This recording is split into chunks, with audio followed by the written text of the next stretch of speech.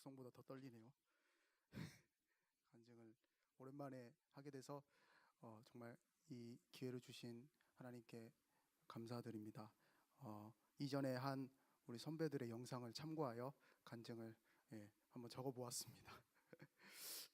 예, 하겠습니다.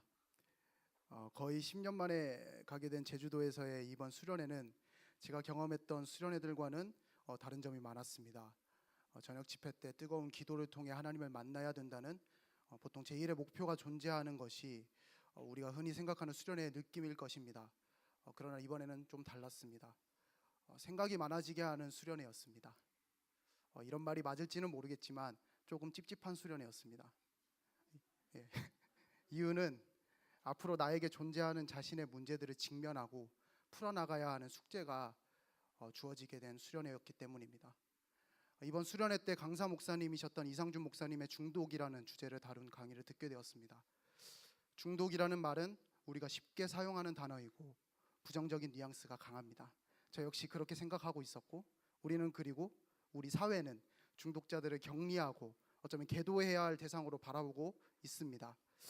중독을 나무로 표현한 그림을 통하여 이루어지는 목사님의 강의를 듣다 보니 저 역시 중독에 노출되어 있는 사람인 것을 알게 되었습니다. 중독이란 우리가 흔히 아는 술이나 담배, 성 이런 것만 포함되어 있는 것이 아니더군요. 관계와 종교를 비롯한 다양한 중독의 가지들을 이번 기회에 알게 되었고, 저는 일순간 충격에 빠졌습니다. 저 역시 중독에 빠져 있었기 때문입니다. 그리고 표면상으로 나타나는 중독의 가지들만 잘라내봤자 소용이 없다는 것을 알게 되었습니다.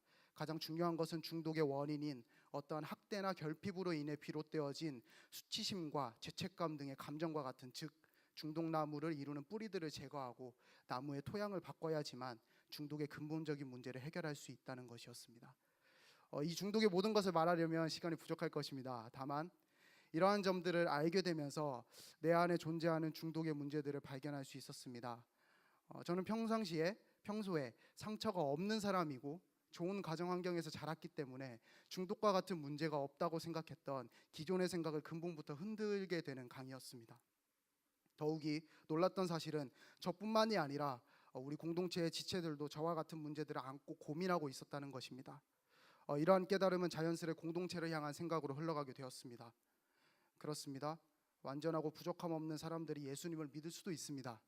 그러나 부족하고 삶의 문제들을 안고 있는 사람들이 더욱 많을 것이고, 이러한 사람들이 모여서 예수 그리스도의 몸된 공동체를 이루고 그 이름으로 말미암아 점점 장성한 분량으로 온전하게 나아가는 것이 진정한 교회 공동체라는 생각이 들었습니다. 저는 개인적으로 항상 가지고 있던 다른 사람들은 다 잘할 거니까 나만 잘하면 돼, 다른 사람한테 피해를 주면 안 되니까 항상 정신을 차리고 있어야 해, 이런 생각들로 제 자신을 옥죄고 있었고, 그런 압박감을 잊기 위해서 여러 가지 중독의 형태들로, 예를 들면 스마트폰이나 반복적이진 않지만 고통을 잊기 위한 여러 행위들, 이런 것들로 나의 공허함을 해소하고 있었다는 것을 알게 되었습니다.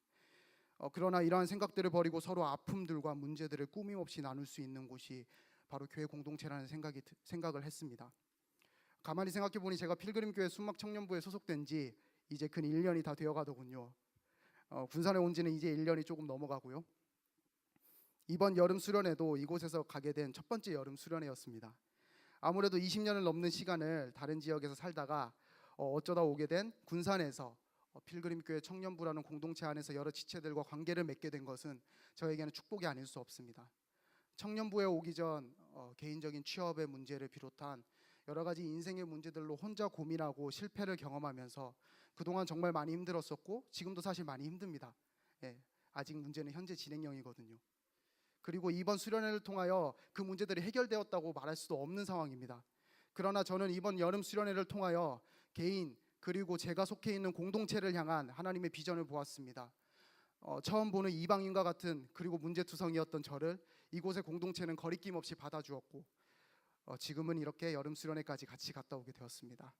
이제 저는 그리고 우리 순막 청년부의 동력자들은 또 다른 사람들을 품을 준비를 하고 있습니다. 이번 여름 수련회를 통하여 소망하게 되었습니다. 우리 필그림교회의 순막 청년부가 나를 품었듯이 이제는 다른 사람들을 더욱 품는 공동체가 되길, 삶의 문제들 그리고 사회에서 소외되고 중독자라는 편견 때문에 어디에도 속하지 못한 사회적인 약자들을 품는 공동체가 되길, 그리고 함께 서로 가지고 있는 삶의 문제들을 나누며 서로 위로하며 하나님께 더욱 가까이 나아가는 공동체가 되길. 쉽지 않을 겁니다. 서두에서 말씀드린 것처럼 풀어나가야 하는 숙제가 우리에게 남았기 때문입니다. 그러나 나의 문제들을 구체적으로 알게 되는 시간이었고, 이제는 우리 청년부 지체들과 하나님께 같이 나아가려고 합니다. 그리고 청년부를 넘어 모든 성도님들과 이와 같은 공동체를 같이 만들어 나가기를 소망합니다. 저는 개인 그리고 우리의 문제들을 해결해 나가실 신실하신 하나님의 역사들을 신뢰하며 기대하며 앞으로의 삶을 살아나가려고 합니다. 험난한 이 세상을 살아갈 때 우리 필그림 교회 공동체가 문제투성이인 사람들의 쉼터가 되길 소망합니다. 위로의 공동체가 되길 원합니다. Refresh, 생기를 되찾게 하다라는 뜻이죠. 이 뜻을 가진 이번 청년부의 여름 수련의 주제처럼 다시 한번 일어서서 우리의 달려갈 길을 향해 같이 나아갈 것입니다.